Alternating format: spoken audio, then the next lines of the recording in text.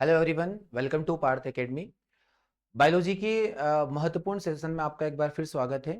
सभी परीक्षाओं में बायोलॉजी पूछा जाता है और बायोलॉजी में आने वाले सभी महत्वपूर्ण प्रश्नों को इस सेशन में हम लोग पढ़ेंगे। अभी तक हम लोग 7 सेशन को कंप्लीट कर चुके हैं। आज हम पढ़ने जा रहे हैं सेशन नंबर 8। तो चलिए शुरुआत करते हैं इस महत्वपूर्ण सेशन की। आज के सेशन में महत्वपूर्ण क्वेश्चंस को हम लोगों ने इन्वॉल्व किया है। तो पहला क्वेश्चन आज के सेशन का देखिएगा ध्यान से। पहला सेशन है, मेंढक में दांत होते हैं। टीथ का ये क्वेश्चन है, फ्रॉग हैज टीथ। मेंढक में दांत होते हैं, यहां पर ऑप्शन देके रखा है होमोडोंट, थिकोडोंट, हेट्रोडोंट और इनमें से कोई नहीं। तो दांतों को हम लोगों को समझना पड़ेगा, दांत क्या होते हैं, ध्यान से समझना डियर स्टूडेंट। दांतों का जो अध्ययन होता है, शुरुआत करते हैं सेशन की। दांतों का जो अध्ययन होता है वह ओडोंटोलॉजी के नाम से जाना जाता है। दांत का अध्ययन करना, दांत का अध्ययन करना ओडोंटोलॉजी के नाम से जाना जाता है। ओडोंटोलॉजी के नाम से जाना जाता है। देखिए हमारे अंदर जो दांतों की संख्या होती है वो 32 होती है। और हमारे अंदर कितने दांत होते हैं जो अलग अलग प्रकार के होते हैं। कितने प्रकार के दांत होते हैं, तो प्रमुख रूप से 4 प्रकार के दांत हमारे अंदर पाए जाते हैं। 4 प्रकार के दांत मनुष्य में पाए जाते हैं। और इन दांतों की प्रकृति को अगर समझा जाए तो 4 प्रकार के दांतों में पहला प्रकार का दांत जो होता है उसे हम लोग कहते हैं इंसाइजर दांत। इंसाइजर यानी कि इसको हम लोग बोलेंगे कृंतक। कृंतक दांत यानी कि इंसाइजर, इसे हम लोग इंसाइजर के नाम से भी जानते हैं। दूसरा होता है जिसे हम लोग रदनक के नाम से जानते हैं। रदनक यानी कि इसका नाम हो जाएगा कैनाइन। फिर आता है अग्रचर्वणक। अग्रचर्वणक दांत, अग्रचर्वणक दांत जिसे हम लोग प्रीमोलर के नाम से, प्रीमोलर के नाम से जानते हैं। अगला फोर्थ पार्ट हो जाएगा इसका चर्वनक दांत। और चर्वनक दांत को हम लोग कहेंगे मोलर टीथ। मोलर टीथ कहेंगे। आप सभी की जानकारी के लिए मैं बताना चाहूंगा कि एग्जाम्स में यहां से एक क्वेश्चन भी पूछा जाता है कि हमारे अंदर दंत सूत्र क्या होता है। दंत सूत्र क्या होता है, तो इसके फॉर्मूले को आप लोगों को ध्यान से समझना है। हमारे अंदर दंत सूत्र होता है ICPM और M को जब हम लोग डिवाइड करते हैं तो यहां पर जो इंसाइजर होता है, अगर मैं ऊपर के ग्रुप की बात करूं तो इंसाइजर की जो संख्या होती है कुल हमारे अंदर हम देखेंगे तो यहां पर हम लोग लेंगे इसको 2/2। यानी इसका मैं फार्मूला आप लोगों को यहां पर बना रहा हूं। तो इंसाइजर यहां पर कितना हो जाएगा हमारे पास 2/2, यानी कि एक तरफ होंगे 2। तो ये टोटल मिलाकर हो जाएंगे हमारे अंदर कितने दांत, 8 दांत हो जाएंगे।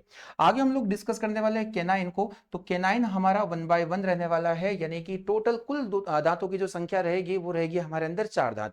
आगे हम लोग डिस्कस करेंगे प्रीमोलर को। तो जो प्रीमोलर टीथ हमारे अंदर होते हैं वो होते हैं 2/2, यानी कि इनकी संख्या भी हमारे अंदर 8 मानी जाती है। और एक हो जाता है मोलर टीथ। मोलर टीथ यहां पर माने जाएंगे 3/3, यानी कि कुल मिलाकर जो दांतों की संख्या होगी वो कितनी हो जाएगी, यहां पर 12 दांत हमारे अंदर मोलर दांत हो जाते हैं। तो बड़ा ही महत्वपूर्ण क्वेश्चन यहां पर हम लोगों ने डिस्कस किया। आगे हम लोग देखते हैं कि ये 4 प्रकार के दांत होते हैं। अब दांतों की अगर हम प्रकृति देखें तो जो मनुष्य होता है वो एक प्रकार का विषम दंती प्राणी माना जाता है। तो डियर स्टूडेंट, मैं आप लोगों को समझाने वाला हूं कि हेट्रोडोंट एनिमल क्यों कहते हैं हम लोग मनुष्य को, या विषम दंती प्राणी क्यों कहते हैं। तो विषम दंती का मतलब होगा कि हमारे अंदर सभी दांत जो होते हैं वो अलग अलग प्रकार के होते हैं। अलग अलग प्रकार के होने के कारण हम लोगों ने इनको विषम दंती प्राणी के नाम से जाना है। अगला हम लोग देखेंगे कि हमारे जो दांत होते हैं वो गर्ददंती प्रकार के भी होते हैं। अब गर्ददंती का मतलब होता है थिकोडोंट एनिमल, यानी थिकोडोंट यानी कि हमारे जो दांत होते हैं वो मसूड़ों में गहराई में धसे हुए होते हैं। इसीलिए हमारे दांतों को हम लोग गर्ददंती के नाम से भी जानते हैं। तो पहला टॉपिक यहां पर हो गया हेट्रोडोंट यानी कि विषमदंती, और यहां हो जाएगा गर्ददंती। एक आता है जिसे हम लोग द्विवार दंती नाम से भी जानते हैं। द्विवार दंती यानी डाइफ्यूडोंट। और डाइफ्यूडोंट एनिमल हम लोग मनुष्य को क्यों कहते हैं, तो प्रिय विद्यार्थियों इसका ध्यान रखें आप लोग कि हमारे दांत जीवन काल में 2 बार हमारे दांत निकलते हैं। जो दूध के दांत होते हैं जिन्हें हम लोग अस्थायी दांत के नाम से जानते हैं, वह दांत स्थायी दांतों में बदलने की जो प्रक्रिया होती है कि पूरे जीवन काल में 2 बार दांत आते हैं, इसलिए इसे हम लोग द्विवार दंती या फिर डाइफ्यूडोंट एनिमल के नाम से जानते हैं। तो बड़ा ही महत्वपूर्ण प्रश्न है। आगे हम लोग समझते हैं कि मेंढक में जो दांत होते हैं वो किस प्रकार के दांत होते हैं। तो डियर स्टूडेंट, मैं बताना चाहूंगा कि मेंढक में सभी दांत एक ही प्रकार के होते हैं। ये किसी अलग अलग प्रकार के दांत मेंढक में नहीं पाए जाते। इसलिए मेंढक मेंढक के दांतों को हम लोग कहेंगे होमोडोंट। एक समान दांत, एक समान दांत होने के कारण, एक समान दांत होने के कारण मेंढक के दांत होमोडोंट के नाम से जाने जाते हैं। मैंने आपको थिकोडोंट समझा दिया कि थिकोडोंट एनिमल वे एनिमल होते हैं जिनके दांत मसूड़ों में गहराई में धसे हुए होते हैं।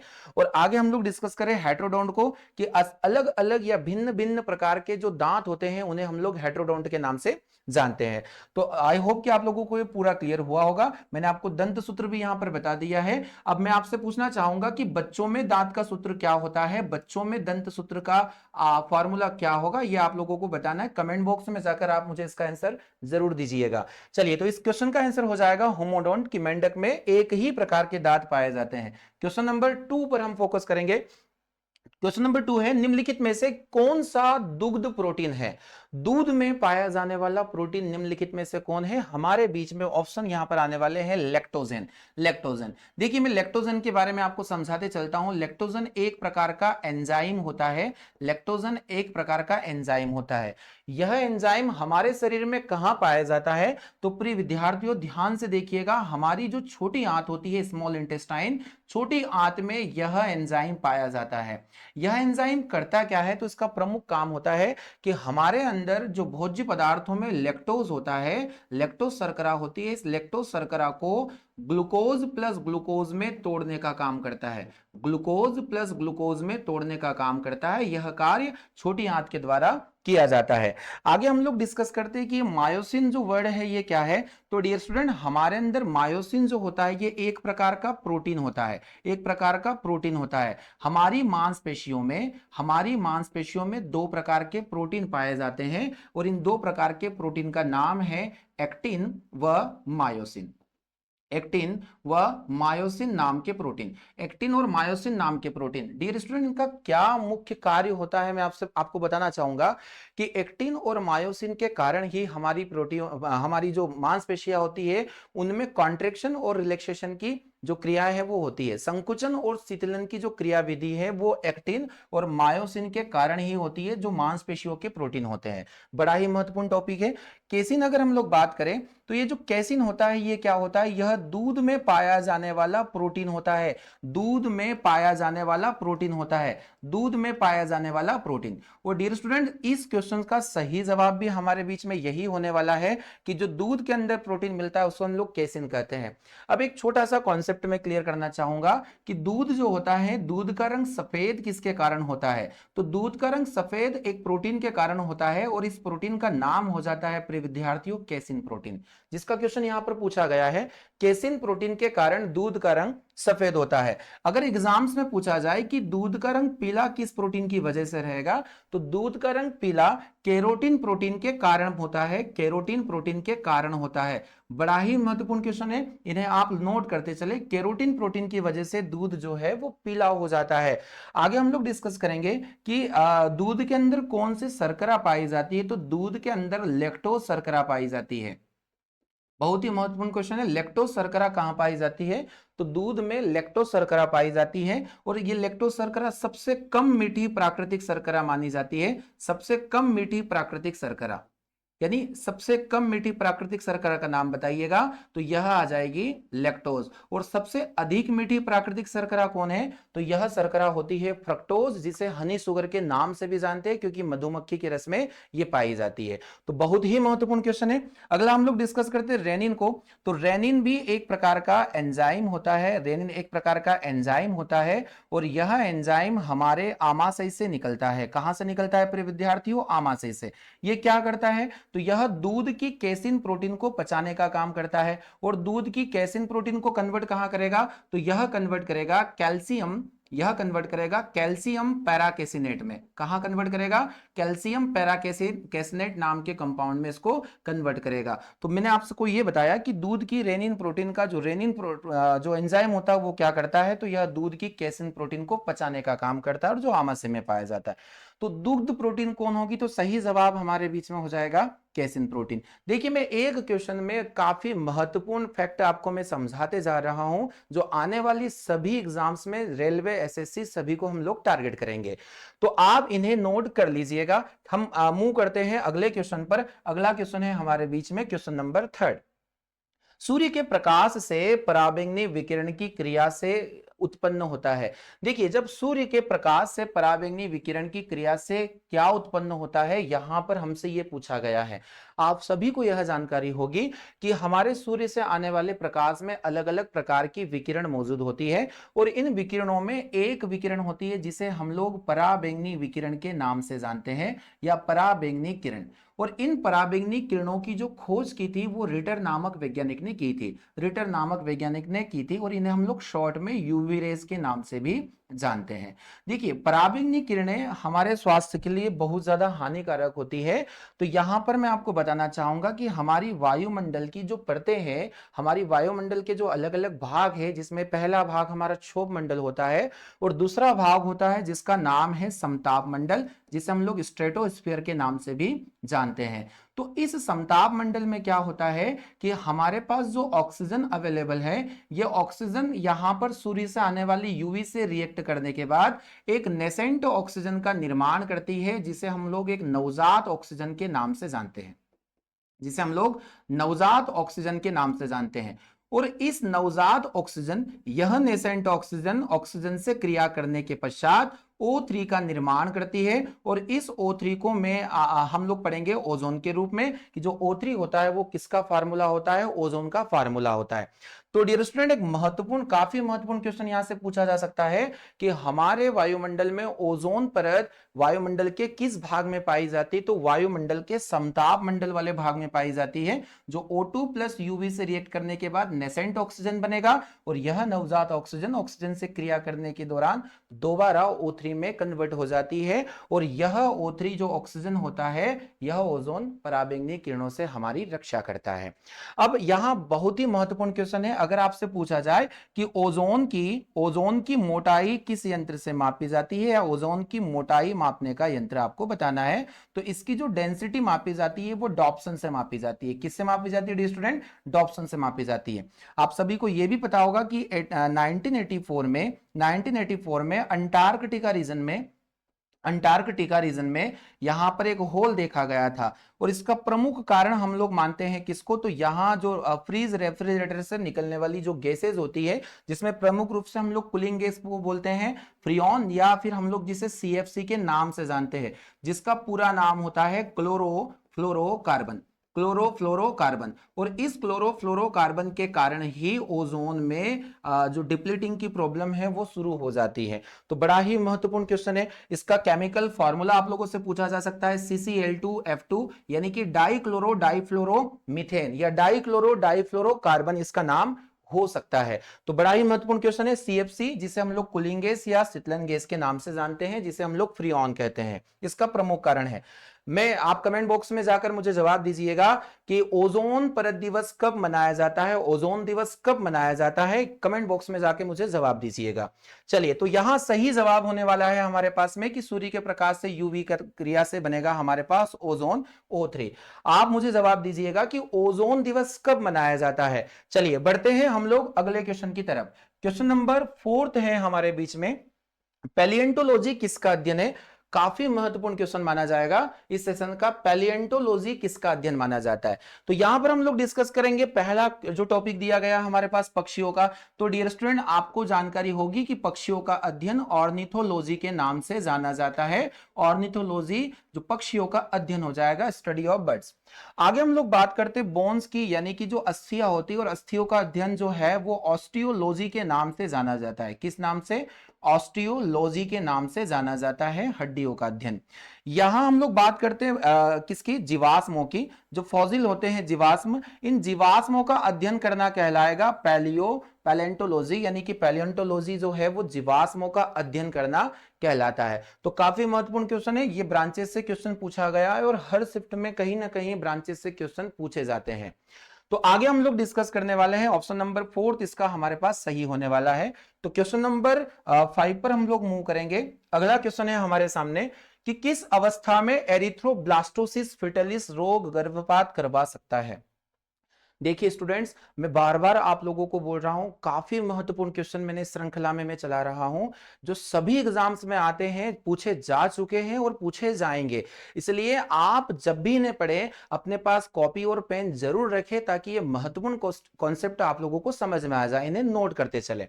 एक अच्छा क्वेश्चन हमारे बीच में है, एरिथ्रोब्लास्टोसिस फिटलिस नाम का रोग। ये एरिथ्रोब्लास्टोसिस फिटलिस नामक रोग क्या होता है?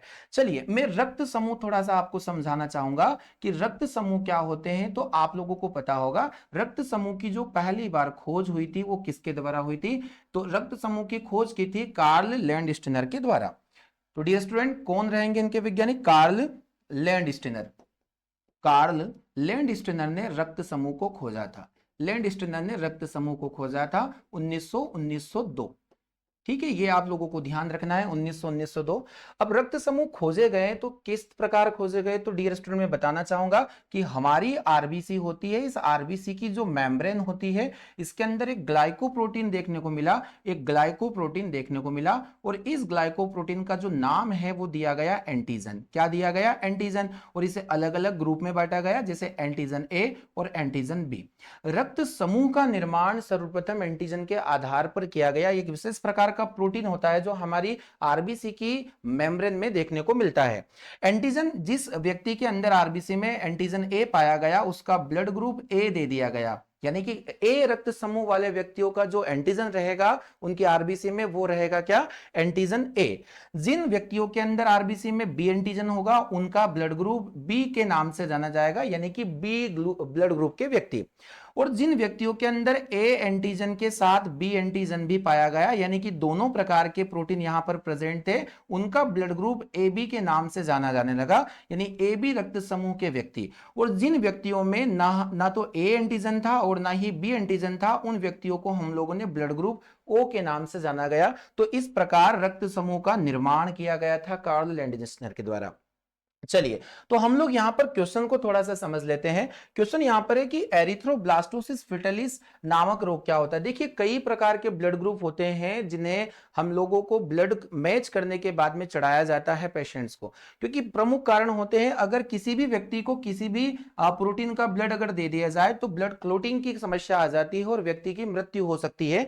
तो यहां पर एक छोटी सी प्रॉब्लम हम लोगों को समझना है कि ब्लड ग्रुप को मैच करने के बाद क्यों दिया जाता है। देखिए, ऐसा ही एक ब्लड ग्रुप मैं आपसे डिस्कस करना चाहता हूं। ऐसा माना जाता है कि जिन व्यक्तियों में ये दो ब्लड ग्रुप होते हैं, उनका विवाह करना साइंस के अनुसार उपयुक्त नहीं माना जाता।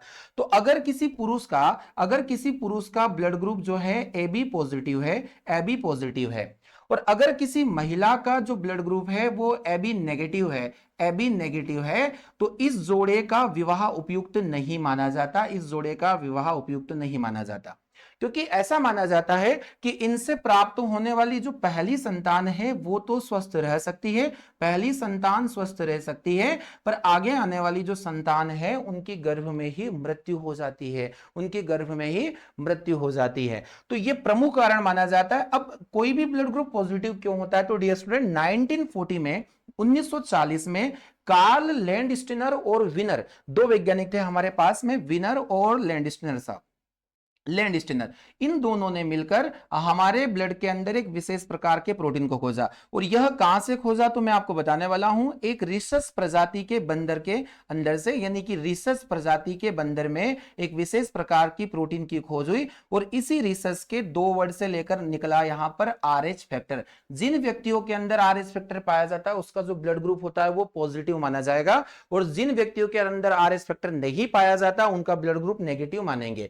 तो डियर स्टूडेंट, ध्यान रखना, RH फैक्टर पॉजिटिव और RH फैक्टर नेगेटिव, बट अगर ब्लड ग्रुप पूछा जाए तो AB पॉजिटिव और AB नेगेटिव, अगर इनका विवाह होता है तो इनसे प्राप्त संतानों के अंदर एक विशेष प्रकार का रोग, जिसे एरिथ्रोब्लास्टोसिस फिटलिस के नाम से हम लोग जानते हैं। देखिए, आप लोग समझ चुके होंगे कि हम जो कंटेंट पढ़ रहे हैं वो काफी महत्वपूर्ण कंटेंट है, जो एग्जाम्स में आता ही है, तो ध्यान से इन्हें समझिएगा। तो यहां आंसर होने वाला है हमारे पास RH नेगेटिव पति और RH नेगेटिव पत्नी। यह हमारा आंसर रॉन्ग होने वाला है, RH नेगेटिव और RH पॉजिटिव। तो हमें जो पति होगा वो RH पॉजिटिव होगा और पत्नी RH नेगेटिव होगी। बिल्कुल सही जवाब होने वाला है इसका ऑप्शन नंबर C हमारे हिसाब से। और यहां होने वाला है AB पॉजिटिव और AB negative. A B positive और ए बी नेगेटिव। तो चलिए इस क्वेश्चन का जवाब आपको मिल चुका है। बढ़ते हैं अगले क्वेश्चन की तरफ। क्वेश्चन नंबर 6 है हमारे बीच में। क्वेश्चन वैसे ही ब्लड ग्रुप से आया हुआ है। एंटीजन क्या है, एंटीजन क्या है, एंटीजन के बारे में यहां पर पूछा गया है। देखिए महत्वपूर्ण क्वेश्चन की श्रृंखला हम लोग पढ़ रहे हैं। क्वेश्चन हमारे बीच में है एंटीजन क्या है। तो पहला ऑप्शन यहां पर देके रखा गया है एंटीबॉडी के निर्माण, एंटीबॉडी के जो विपरीत है वो माने जाएंगे। दूसरा ऑप्शन है यहाँ पर एंटीबॉडी का अवशेष, या फिर ऑप्शन सी है यहाँ पर एंटीबॉडी के निर्माण हेतु उत्प्रेरक। देखिए यहां पर मैं आपको बताना चाहूंगा कि जिस व्यक्ति के अंदर एंटीजन ए होता है उसका ब्लड ग्रुप ए होता है, जिसके अंदर एंटीजन बी होता है उसका ब्लड ग्रुप बी होता है, जिसमें एंटीजन ए और बी दोनों पाया जाएगा उसका ब्लड ग्रुप ए बी हम लोग जानेंगे, और जिसमें किसी प्रकार का एंटीजन नहीं होता उसे हम लोग ओ ब्लड ग्रुप के नाम से जानते हैं। तो प्रिय विद्यार्थियों में एक जानकारी और देना चाहूंगा कि जो एंटीजन होते हैं और जो एंटीबॉडी होती है, तो एंटीजन एक प्रकार के उत्प्रेरक माने जाते हैं, यानी कि एक प्रकार के कैटेलाइजर माने जाते हैं। किसके लिए? एंटीबॉडी के निर्माण के लिए। क्योंकि मैं आपको बताना चाहूंगा कि जिस व्यक्ति के अंदर एंटीजन ए होता है उसके अंदर एंटीबॉडी बी होती है, जिसके अंदर एंटीजन बी होता है उसके अंदर एंटीबॉडी ए प्रेजेंट होगी, जिसके अंदर ए और बी दोनों एंटीजन प्रेजेंट होंगे उसके अंदर किसी प्रकार की एंटीबॉडी नहीं पाई जाती, किसी प्रकार की एंटीबॉडी नहीं पाई जाती। और जिसके अंदर दोनों प्रकार के एंटीजन नहीं होते हैं उसके अंदर एंटीबॉडी ए और एंटीबॉडी बी दोनों प्रेजेंट होगी। अगर एग्जाम में पूछा जाए यहां से कि सर्वदाता रक्त समूह किसे कहेंगे, तो ब्लड ग्रुप ओ को हम लोग सर्वदाता के नाम से जानते हैं। सर्वग्राही कौन होगा? तो सर्वग्राही यानी कि यूनिवर्सल रिसिपिएंट होगा हमारे पास ए बी, जिसमें किसी प्रकार की एंटीबॉडी नहीं पाई जाती और ओ में दोनों प्रकार की एंटीबॉडी प्रेजेंट होती है। तो बहुत ही महत्वपूर्ण क्वेश्चन था। इसका सही जवाब हमारे बीच में होने वाला है कि एंटीबॉडी के निर्माण के हेतु एक उत्प्रेरक होता है जिसे हम लोग एंटीजन के नाम से जानते हैं, और इसी के आधार पर रक्त समूह का निर्माण किया गया था। तो बढ़ते हैं अगले क्वेश्चन की तरफ। क्वेश्चन नंबर हमारे बीच में है 7। जरा ध्यान से समझिएगा। हीमोफीलिया एक रोग है, यह रोग किससे संबंधित है? हीमोफीलिया में क्या होता है? तो प्रिय विद्यार्थियों हीमोफीलिया की अगर हम लोग बात करें तो हीमोफीलिया एक ऐसा रोग होता है जो वंशानुगत होता है। वंशानुगत रोगों का मतलब होगा जो पीढ़ी दर पीढ़ी संचरित हो सकता है, पीढ़ी दर पीढ़ी संचरित होता है। इस रोग में व्यक्ति को चोट लगने के बाद रक्त का थक्का नहीं जमता, रक्त वहां से बहता रहता है। देखिए सामान्यतः चोट लगने के बाद में रक्त का थक्का जम जाता है, रक्त का बहाव कम हो जाता है, पर इस रोग में हीमोफीलिया नामक रोग में रक्त का थक्का नहीं जमता। इसे हम लोग शाही रोग के नाम से भी जानते हैं, शाही रोग के नाम से भी जानते हैं। इसके दो प्रकार होते हैं, हीमोफीलिया ए और हीमोफीलिया बी, जो हम लोग आगे डिस्कस करेंगे। तो यह रोग किससे संबंधित है? नंबर 1 आनुवांशिकी और लिंग संलग्न रोग। तो डियर स्टूडेंट मैं आप लोगों को बताना चाहूंगा कि यह एक प्रकार का आनुवांशिक रोग ही है जो जेनेटिकली पीढ़ी दर पीढ़ी मूव होता रहता है या संचरित होता रहता है। तो यहां हमारा पहला ऑप्शन बिल्कुल सही होने वाला है। और अगले ऑप्शन में कैल्शियम की कमी से होता है, रुधिर की कमी से होता है। रुधिर की कमी से होने वाले रोग को हम लोग एनीमिया के नाम से जानते हैं। इसमें खून की कमी होती है शरीर के अंदर, यानी कि डिफिशियंसी ऑफ ब्लड हो जाता है। और यहाँ पर आनुवांशिकी और लिंग संलग्न रोग होता है जो पीढ़ी दर पीढ़ी संचरित हो जाता है। मैं आपसे पूछना चाहूंगा कि हीमोफीलिया का जो वाहक होता है, वेक्टर होता है, वो कौन होता है? कमेंट बॉक्स में जाकर इसका जवाब मुझे दीजिएगा। बड़ा ही महत्वपूर्ण क्वेश्चन है, तो ऑप्शन नंबर ए हो जाएगा इसके लिए सही। क्वेश्चन नंबर 8 पर हम लोग मूव करने वाले हैं। क्वेश्चन नंबर 8 देखिएगा, परागण का अर्थ क्या है? परागण जो पौधों में पाई जाने वाली एक क्रिया होती है जिसे हम लोग पॉलिनेशन के नाम से जानते हैं, पॉलिनेशन की प्रोसेस। हम लोगों ने पढ़ा है कि एक फूल के अंदर जो एक फ्लावर होता है उस फ्लावर में नर और मादा भाग दोनों प्रेजेंट होते हैं, नर और मादा भाग दोनों प्रेजेंट होते हैं, नर और मादा भाग दोनों प्रेजेंट होते हैं। इस डायग्राम से आप लोगों को समझना है कि यहां पर अगर हम लोग देखें तो ये वाला भाग पेट्यूल होता है, इसे हम लोग थैलेमस के नाम से जानते हैं। और यहाँ जो नरभाग होता है पुमंग, पुमंग जिसे हम लोग बोलते हैं, तो ये हम लोग पढ़ेंगे एंड्रोसियम, और ये एंड्रोसियम जो होता है ना ये नरभाग माना जाता है। यहां से परागकण जो होते हैं पोलन ग्रेन, वो किसी माध्यम के द्वारा यहां तक पहुंचते हैं, और इस वाले भाग को हम लोग वर्तिकाग्र के नाम से जानते हैं जो मादा भाग होता है। यह भाग मादा भाग होता है, यह मादा का अंडाशय वाला भाग होता है जहां पर निषेचन की प्रक्रिया होती है। तो यह संपूर्ण प्रक्रिया कि नर भाग से पराग कणों का उड़कर वर्तिकाग्र तक पहुंचना, और इस संपूर्ण क्रियाविधि को हम लोग पॉलिनेशन के नाम से जानते हैं। तो इसके ऑप्शन हम लोग पढ़ लेते हैं कि यहां पर पहला ऑप्शन दे के रखा है, परागधानी से यानी कि पराग कोश से, एंथर से पराग कण का वर्तिकाग्र पर पहुंचना, बिल्कुल सही जवाब हमें देखने को मिल रहा है। अगला है पराग कण का अंकुरण, जो गलत हो जाएगा। बाकी सारे ऑप्शन यहां पर रोग होने वाले। चलिए, तो मैं एक क्वेश्चन यहां से छोड़ के जा रहा हूं कि जब परागण की प्रक्रिया वायु के द्वारा होती है तो वायु से होने वाले इस परागण को किस नाम से जाना जाता है। कल के सेशन में मैंने ये टॉपिक आपसे डिस्कस किया था, आप जाकर वहां देख सकते हैं एक बार। तो वायु द्वारा परागण, जल द्वारा परागण, चमगादड़ द्वारा परागण, या फिर किसी जंतु द्वारा परागण, काफी महत्वपूर्ण क्वेश्चन यहां से पूछे जा सकते हैं। बढ़ते हैं क्वेश्चन नंबर 9 की तरफ। क्वेश्चन नंबर 9 है हमारे सामने। क्वेश्चन नंबर 9 है, शरीर के लिए एंजाइम बहुत आवश्यक होते हैं क्योंकि। देखिए, मैं सभी एग्जाम्स को यहां पर टारगेट करने वाला हूं। स्पेशली मैं आप लोगों से बताने वाला हूं कि रेलवे की जो अपकमिंग एग्जाम्स है, जिसमें एनटीपीसी, ग्रुप डी जहां साइंस का रोल बहुत ज्यादा होता है, जिसका साइंस बहुत बेहतर होगा वो इन एग्जाम्स को निकालकर अपना सपना जरूर पूरा करेगा। तो उसके लिए आप लोगों को ये सेशन ज्वाइन करना पड़ेगा डियर स्टूडेंट। तो ग्रुप डी एनटीपीसी के लिए काफी महत्वपूर्ण क्वेश्चन है और आने वाली सभी एग्जाम्स के लिए यहाँ के क्वेश्चन वैल्यूएबल रहेंगे। क्वेश्चन है हमारे लिए एंजाइम को लेकर। तो प्रिय विद्यार्थियों, क्वेश्चन ये भी पूछा जाता है कि एंजाइम क्या होते हैं। एंजाइम क्या होते हैं? तो एंजाइम एक प्रकार के प्रोटीन माने जाते हैं। क्या माने जाते हैं? एंजाइम प्रोटीन है। महत्वपूर्ण बात मैं आपको बताने वाला हूं कि एंजाइम एक प्रकार के प्रोटीन होते हैं, क्योंकि ये भी नाइट्रोजन युक्त पदार्थ होते हैं, ये भी नाइट्रोजन युक्त पदार्थ माने जाते हैं। आगे हम लोग बढ़ेंगे कि एंजाइम का रोल हमारे शरीर में क्या होता है। तो डियर स्टूडेंट, एंजाइम के द्वारा ही बायोलॉजिकल एक्टिविटी हमारी बॉडी के अंदर होती है। जिस प्रकार हम लोगों ने पढ़ा होगा कि किसी रासायनिक अभिक्रिया को करवाने के लिए उत्प्रेरक बहुत आवश्यक होते हैं। उत्प्रेरक का बहुत बड़ा रोल होता है, उत्प्रेरक यानी कि कैटेलाइजर। और इन उत्प्रेरकों के द्वारा ये रासायनिक अभिक्रियाओं में भाग नहीं लेते, अपितु इनकी उपस्थिति में कोई रासायनिक अभिक्रिया संपन्न होती है और जल्दी होती है। तो वैसे ही हमारे शरीर के जो उत्प्रेरक माने जाते हैं कि जितनी भी बायोलॉजिकल एक्टिविटीज होती है उनके अंदर एज ए कैटेलाइजर कौन वर्क करने वाला है। तो डियर स्टूडेंट, ये वर्क करेगा हमारे लिए एंजाइम। तो सभी हम लोग इसको पढ़ लेते हैं। पहला ऑप्शन यहां पर देके रखा गया कि शरीर का रचनात्मक भाग। देखिए, शरीर का जो रचनात्मक भाग होता है वह तो कोशिका होता है, क्योंकि हम लोग कहते हैं कि the structural and functional unit of the body is known as cell. तो सेल को हम कोशिका का रचनात्मक और कार्यात्मक भाग के नाम से जानते हैं। ऊर्जा प्रदान करने वाले, तो प्रिय विद्यार्थियों, ऊर्जा प्रदान करने में वसा कार्बोहाइड्रेट है ना, और प्रोटीन सभी का योगदान होता है। आगे हम लोग बात करेंगे कि जीव रासायनिक क्रियाओं के उत्प्रेरक यानी कि कैटलिस्ट। अभी मैंने आपको समझाया कि एंजाइम हमारे अंदर एज अ कैटेलाइजर वर्क करते हैं। तो बड़ा ही महत्वपूर्ण क्वेश्चन है, इसका सही आंसर होने वाला है हमारे लिए कौन? सी। अच्छा, यहां पर दिया तंत्रिका क्रियाओं का नियंत्रण कौन करता है। तो डियर, मैं दो पार्ट आपको बताने वाला हूं। तंत्रिका क्रियाओं का जो नियंत्रण है वो हमारे अंदर मस्तिष्क और मेरुरज्जु के द्वारा होता है, यानी स्पाइनल कॉर्ड और ब्रेन के द्वारा हमारी जितनी भी नर्व है की क्रियाविधि को कंट्रोल किया जाता है। मेरुरज्जु से एक क्वेश्चन और भी आ जाता है कि हमारे शरीर के अंदर प्रतिवर्ती क्रियाओं का संचालन कौन करता है। तो प्रतिवर्ती क्रिया यानी कि रिफ्लेक्स एक्शन, और ये रिफ्लेक्स एक्शन कंट्रोल्ड होते हैं किसके द्वारा? स्पाइनल कॉर्ड के द्वारा।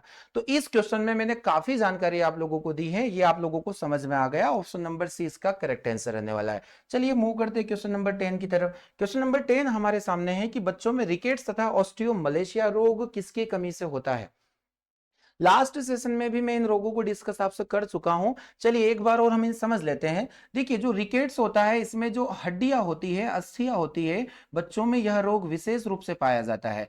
तो हड्डियों अस्थियों में कमजोरी यहां पर आ जाती है। अस्थियों में कमजोरी इसका प्रमुख कारण है, और इसका प्रमुख कारण होता है कि जब विटामिन डी की कमी हमारे शरीर के अंदर होती है विटामिन डी, जिसे केमिकली हम लोग कैल्सीफेरॉल के नाम से जानते हैं। तो कैल्सीफेरॉल की जब कमी होगी, विटामिन डी की कमी होगी, तो यह रोग हो जाएगा रिकेट्स। ऑस्टियोमलेशिया क्या होता है डियर स्टूडेंट, तो मैं आपको समझाने वाला हूं कि ये इस रोग में भी कैल्शियम की कमी होती है और यह हड्डियों में टेढ़ापन आ जाता है या हड्डियां मुड़ जाती है। तो हड्डियों का जो मुड़ना है वो किस रोग में संभव है, आप लोगों को पता होना चाहिए, ऑस्टियोमलेशिया। ऐसे ही एक बीमारी होती है ऑस्टियोपोरोसिस नाम का रोग। तो ऑस्टियोपोरोसिस में हड्डियों में छिद्र हो जाते हैं और यह भी कैल्शियम की कमी के कारण होते हैं। तो कैल्शियम की डिफिशियंसी हमारे अंदर हड्डियों और दांतों से संबंधित कई प्रकार के रोगों को जन्म देती है। तो बड़ा ही महत्वपूर्ण क्वेश्चन है हमारे बीच में। तो यहां क्वेश्चन होने वाला, इसका सही जवाब हो जाएगा हमारे लिए विटामिन डी, जिसे कैल्सीफेरॉल के नाम से भी हम लोग जानते हैं। कैल्सीफेरॉल विटामिन डी होता है। प्रिय विद्यार्थियों, उसका एक नाम और आपको पता होना चाहिए कि विटामिन डी को हम लोग हार्मोनल विटामिन के नाम से जानते हैं। हार्मोनल विटामिन किसको कहा जाता है, क्योंकि मैंने आप लोगों को यह समझाया है कि जब हमारे अंदर जो कोलेस्ट्रॉल प्रेजेंट होता है, ये कोलेस्ट्रॉल के ऊपर जब यूवी लाइट होती है तो हार्मोन की तरह यह विटामिन डी का संश्लेषण होता है।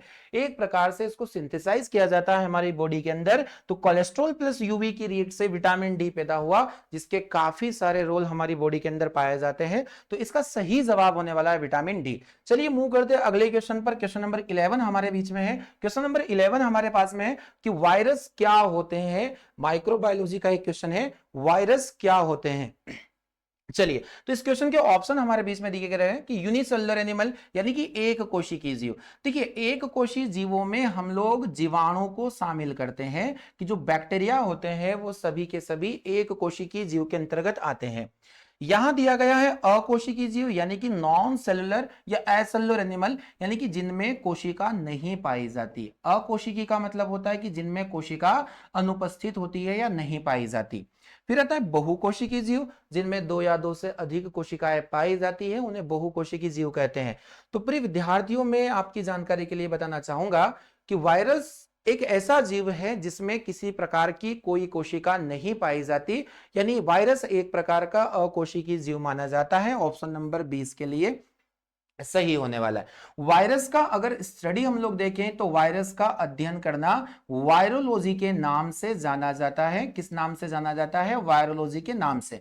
और इसके जो जनक हो जाएंगे वो हो जाएंगे इवॉन विस्की, कि विषाणु की खोज किसने की थी। तो प्रिय विद्यार्थी, इसकी जो खोज है वो इवॉन विस्की के द्वारा की गई थी। एक महत्वपूर्ण क्वेश्चन और मैं आपको जानना चाहूंगा कि दुनिया का पहला वायरस कहां पर खोजा गया था। तो पहले वायरस या विषाणु की खोज कहां हुई थी? तो प्रिय विद्यार्थियों, बड़ा ही महत्वपूर्ण क्वेश्चन है कि पहला वायरस दुनिया का तंबाकू के पत्ते पर खोजा गया था। कहां पर खोजा गया था? तंबाकू के पत्ते पर, यानी कि जो तंबाकू होती है, टोबैको, तंबाकू के पत्ते के ऊपर दुनिया का पहला वायरस खोजा गया था। और इस वायरस का नाम दिया गया था TMV वायरस, यानी कि इसका पूरा नाम हो जाएगा tobacco mosaic virus. Tobacco mosaic virus, जितनी भी पौधों में बीमारियां होती है जिनमें टोबैक मोज़ेक डिसीज आ जाता है या मोज़ेक डिसीज आ जाता है, वो सारी की सारी बीमारियां वायरस के कारण होती है। तो बिल्कुल सही जवाब होने वाला है, वायरस मुख्य रूप से प्रोटीन व न्यूक्लिक अम्ल के बने होते हैं। वायरस मुख्य रूप से प्रोटीन और न्यूक्लिक एसिड के बने होते हैं, जिसके अंदर डीएनए और आरएनए को सम्मिलित किया गया है। तो चलिए, बड़ा ही महत्वपूर्ण क्वेश्चन था। वायरस एक प्रकार के अकोशिकीय जीव माने जाते हैं, विदाउट सेल ये होते हैं, इनके अंदर किसी प्रकार की कोशिकाएं नहीं पाई जाती है। अगले क्वेश्चन पर हम लोग बढ़ते हैं। अगला क्वेश्चन है आज का हमारे बीच में कि बैक्टीरियोफेज एक प्रकार का क्या है। देखिए, माइक्रोबायोलॉजी से बैक टू बैक क्वेश्चन हमारे बीच में आ रहे हैं, क्योंकि अति महत्वपूर्ण टॉपिक माना जाता है बायोलॉजिकल क्लासिफिकेशन, जहां हम लोग पढ़ेंगे। बैक्टीरियोफेज का हम लोगों ने नाम सुना होगा। चलिए, तो इस टॉपिक की मैं शुरुआत करता हूं वहां से जो आपने सुना है। आपने सुना होगा कि गंगा नदी का पानी कभी भी नहीं सड़ता। गंगा नदी के पानी में कभी भी जो कीटाणु होते हैं या इंप्यूरिटीज होती है वो नहीं होती है, आप लोगों ने देखा होगा। तो ये प्रमुख कारण क्या होना चाहिए कि गंगा नदी का जल हमेशा स्वच्छ बना रहता है या साफ बना रहता है? तो इसका प्रमुख कारण माना जाएगा बैक्टीरियोफेज। देखिए, इस बैक्टीरियोफेज का एक नाम और है जिसे हम लोग जीवाणु भोजी के नाम से जानते हैं।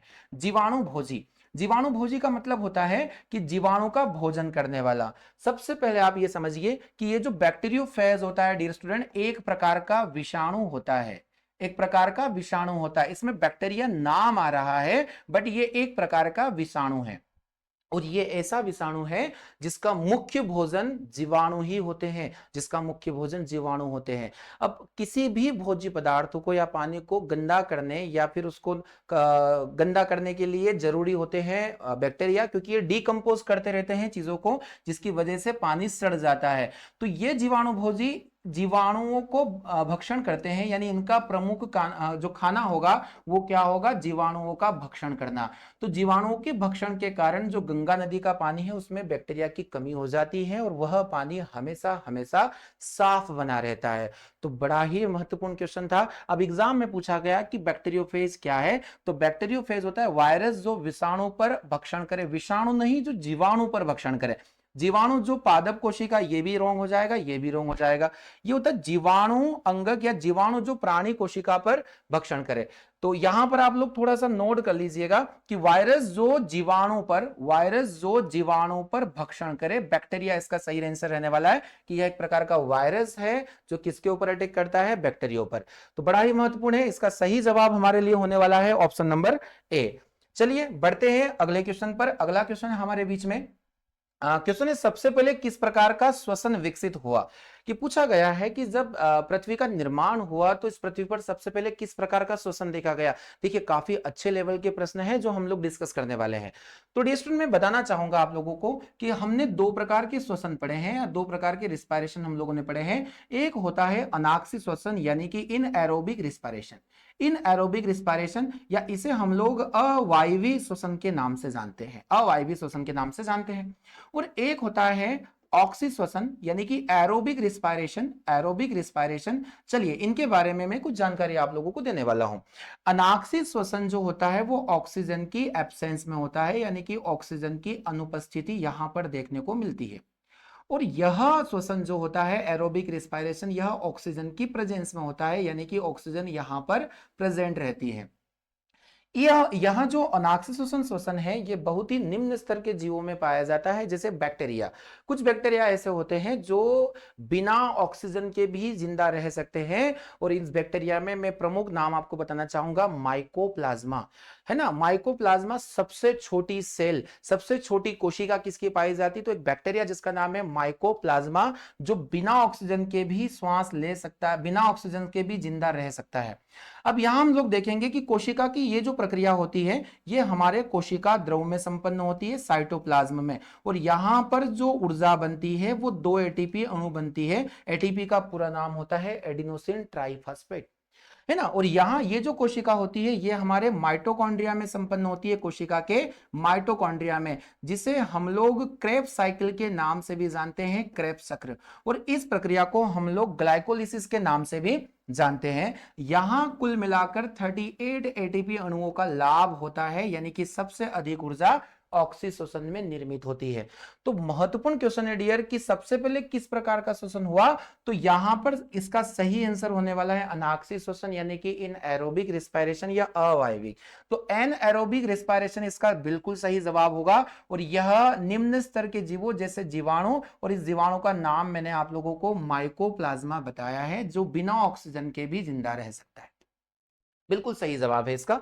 तो यहां ऑप्शन नंबर बी होगा करेक्ट। चलिए मूव करते हैं क्वेश्चन नंबर 14 की तरफ। क्वेश्चन नंबर 14 है हमारे सामने। क्वेश्चन नंबर 14 है कि वह जीव जो मृत कार्बनिक पदार्थों पर उगता है उसे हम लोग क्या कहेंगे। देखिए पोषण को लेकर एक महत्वपूर्ण क्वेश्चन हमारे बीच में वापस आया है कि मृत कार्बनिक पदार्थ यानी कि डेड ऑर्गेनिक डिकेड मटेरियल, जो सड़े गले मृत कार्बनिक पदार्थ होते हैं उनके ऊपर अपना जीवन कौन चलाता है, तो उसका नाम क्या होगा। नंबर 1 पर आ जाता है स्पोरोफाइट, नंबर 2 पर यहां पर पैरासाइट है, पैरासाइट परजीवी जो किसी अन्य के ऊपर पाए जाएंगे। यहां था सेप्रोफाइट, और सेप्रोफाइट को डियर स्टूडेंट हम लोग कहते हैं मृतोपजीवी, मृतोपजीवी प्राणी, मृतोपजीवी प्राणी। आगे यहां पर आ जाता है एपीफाइट। तो एपीफाइट तो किसी होस्ट प्लांट के ऊपर, कि जब कोई पौधा है, एक पौधा है जो अन्य किसी पौधे पर उगा हुआ है तो उसे हम लोग एपीफाइट के नाम से जानते हैं। तो मृतोपजीवी क्या होते हैं, जो सड़े गले मृत कार्बनिक पदार्थों पर जीवन यापन करते हैं। और इसका एक प्रमुख एग्जाम्पल मैं आपको देने वाला हूं, कवक यानी कि फंगस।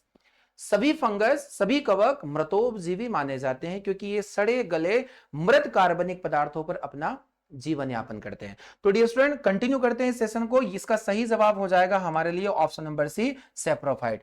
तो क्वेश्चन नंबर 15 की तरफ मूव कर रहे हैं। क्वेश्चन नंबर 15 देखिएगा ध्यान से। क्वेश्चन है हमारे अंदर कि सांस लेने में ऐच्छिक विषयों के लिए इंपल्स प्रारंभ कहां से होते हैं, यानी श्वसन संबंधित गतिविधियों का निर्धारण किसके द्वारा किया जाता है। तो यहां श्वास लेने में ऐच्छिक यानी कि वॉलेंट्री जो एक्शंस होती है उनमें भी हम लोग श्वास लेने की बात करें तो प्रिय विद्यार्थियों में आपको बताने वाला हूं कि हमारे मस्तिष्क का एक महत्वपूर्ण भाग है जो हमारे पश्चिम मस्तिष्क के अंदर प्रेजेंट होता है। पश्चिम मस्तिष्क में यह उपस्थित होता है और इसका नाम है प्रिय विद्यार्थियों मेडुला ऑब्लांगेटा। मेडुला ऑब्लांगेटा, जो मेडुला ऑब्लांगेटा होता है, इसके प्रमुख कार्य होते हैं और इसी के अंदर एक छोटा सा पार्ट होता है जिसे हम लोग पोन्स के नाम से जानते हैं। तो मेडुला ऑब्लांगेटा का ही एक भाग है जिसके द्वारा हृदय की गतियां, रक्तचाप, ब्लड प्रेशर और श्वसन संबंधित कार्यों का जो है नियंत्रण यहां से किया जाता है। तो इसके ऑप्शन हम लोग पढ़ेंगे बाय मेडुला, सेरिब्रम, स्पाइनल। तो इसका सही जवाब हो जाने वाला है हमारे पास में बाय मेडुला, यानी मेडुला ऑब्लांगेटा के द्वारा ये चीजें होती है। चलिए मूव करते हैं अगले क्वेश्चन की तरफ। अगला क्वेश्चन हमारे सामने है। अगला क्वेश्चन है मस्तिष्क के किस भाग में शरीर के तापमान को नियंत्रण करने का केंद्र पाया जाता है, कि हमारे बॉडी के अंदर थर्मोरेगुलेशन की प्रोसेस किसके द्वारा होती है, तापमान का नियमन किससे होता है। तो यह भी मस्तिष्क का एक भाग में बताने वाला हूं जिसका नाम है हाइपोथैलेमस भाग। तो प्रिय विद्यार्थियों क्या रहने वाला है, हाइपोथैलेमस। बहुत ही महत्वपूर्ण पार्ट होता है हमारे ब्रेन का, फोर ब्रेन। ये हमारे फोर ब्रेन में पाया जाता है, यानी कि अग्र मस्तिष्क में। अग्र मस्तिष्क का एक भाग होता है। इसे हम लोग, आपसे मैं पूछना चाहूंगा कि मास्टर ग्लैंड किसको कहते हैं, तो आपका जवाब होने वाला है पीयूष ग्रंथि। बट अगर एग्जाम में आ जाता है कि मास्टर ऑफ मास्टर ग्लैंड कौन है, तो मास्टर ऑफ मास्टर कहेंगे हम लोग हाइपोथैलेमस को। इसके महत्वपूर्ण कामों में अगर हम लोग देखें तो भूख लगना, प्यास लगना, भूख प्यास सभी प्रकार के संवेगों को यहां से उत्पन्न करता है हाइपोथैलेमस। इसके अलावा हमारे शरीर के अंदर जल का नियंत्रण और एक इंपॉर्टेंट टॉपिक है यहां पर कि हमारे शरीर में तापमान का नियंत्रण कौन करता है, तो इसका सही जवाब हो जाएगा हाइपोथैलेमस, है ना। इनका नाम हो जाएगा, इसको हम लोग बोलते हैं ऑस्मो रेगुलेशन की प्रोसेस और ये थर्मो रेगुलेशन होता है। सही जवाब हमारे बीच में होने वाला है हाइपोथैलेमस, यानी कि ऑप्शन नंबर डी इसका करेक्ट होने वाला है। तो सेरिब्रम हमारे मस्तिष्क का सबसे बड़ा भाग माना जाता है। तो क्वेश्चन नंबर 16 का आंसर हम लोगों ने देखा ऑप्शन नंबर डी। बढ़ते हैं अगली क्लास की तरफ, अगले क्वेश्चन की तरफ। क्वेश्चन है हमारे बीच में कि रजत मीन क्या होती है, यानी कि सिल्वर फिश किसको कहते हैं। देखिए एनिमल क्लासिफिकेशन से काफी महत्वपूर्ण क्वेश्चन आता है कि कौन वास्तविक मछली है या कौन वास्तविक मछली नहीं है। तो यहां का एक क्वेश्चन है कि रजत मीन यानी कि सिल्वर फिश। तो प्रिय विद्यार्थियों, जो स्टूडेंट इसे पहली बार पढ़ेंगे वो यही जवाब देंगे कि रजत मीन या सिल्वर फिश एक प्रकार की मछली है। पर मैं आपकी जानकारी के लिए बताना चाहूंगा कि सिल्वर फिश एक प्रकार की वास्तविक मछली नहीं होती है। सिल्वर फिश, अगर हम लोग बात करें कि हमारे एनिमल क्लासिफिकेशन का सबसे बड़ा फाइलम कौन होता है, तो आर्थ्रोपोडा।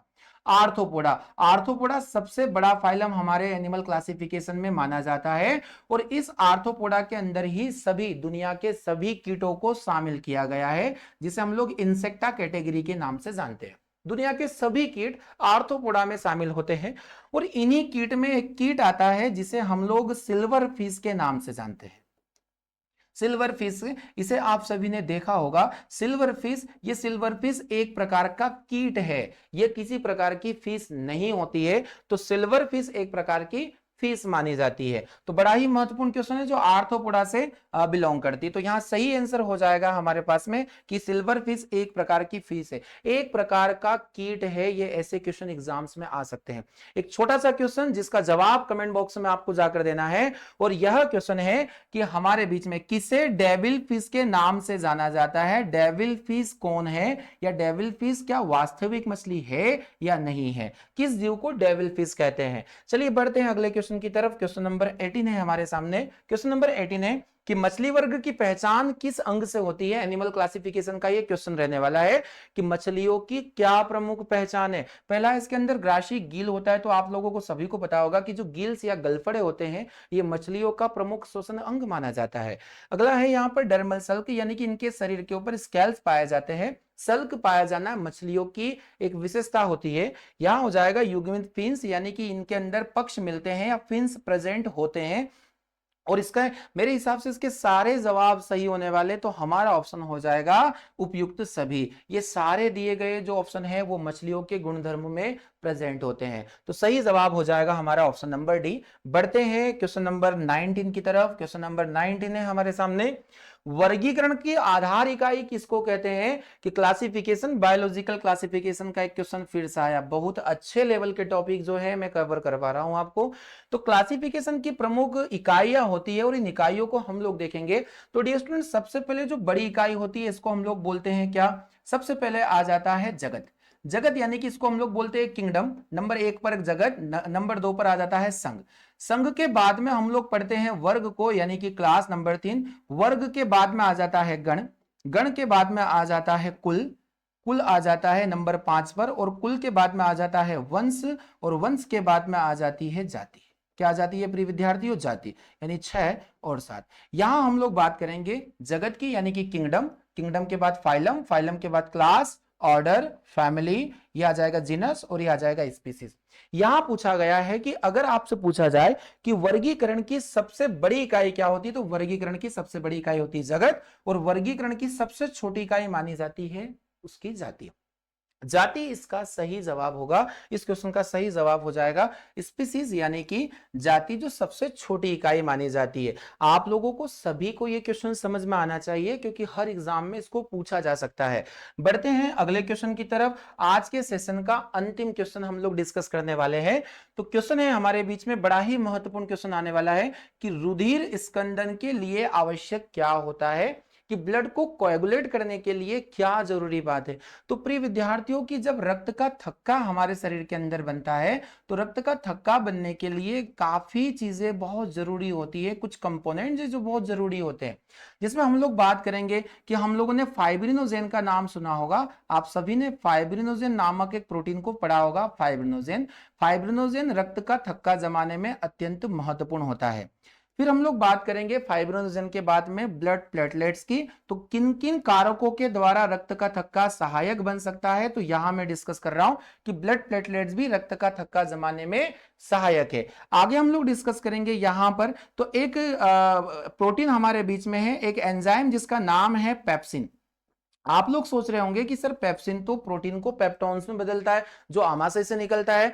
पर डियर स्टूडेंट, आपकी जानकारी के लिए मैं बताना चाहूंगा कि पेप्सिन का एक रोल होता है जो ब्लड को क्लोट भी करवा सकता है। और एक अंतिम बात मैं आपसे डिस्कस करूंगा कि कैल्शियम +2 आयन, यानी जो कैल्शियम का आयन होता है, ये भी हमारे अंदर जो थ्रोम्बिन प्रोथ्रोम्बिन प्रोटीन होती है उनको एक्टिव करने के लिए बहुत ज्यादा आवश्यक माना जाता है। तो कैल्शियम का भी रोल होता है। अगर कोई एलिमेंट पूछेगा, तत्व पूछेगा, तो वहां कैल्शियम आयन प्रेजेंट रहने वाला है।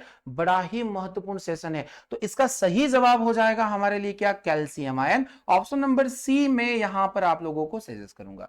तो बड़े ही महत्वपूर्ण क्वेश्चन आज की श्रृंखला में हम लोगों ने फिर डिस्कस किए हैं।